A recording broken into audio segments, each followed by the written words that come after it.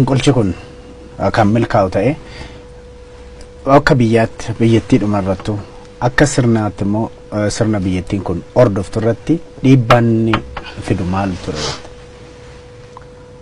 Milkaa'u. Gowwummaa jira bara. Jijjiiramni kun qilleensa bubbeen fiddeen dhufne.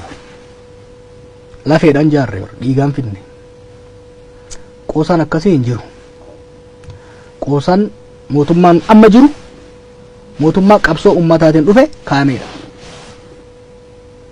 Kanaaf qondaalota hoggansa mootummaa federaalaa ajjeesuudhaan biyya kana to'annee sirna abbaa irree sirna olaantummaa garee tokko finna jedhanii yaaduun is unthinkable. Kanaaf immoo qophii qabna, kana beekuu qaba namni. Wanni akkasii hin godhamu.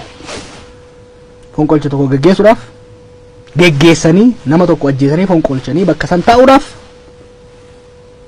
qawween qofti gahaa miti. Tarsiimoo siyaasaa barbaachisa.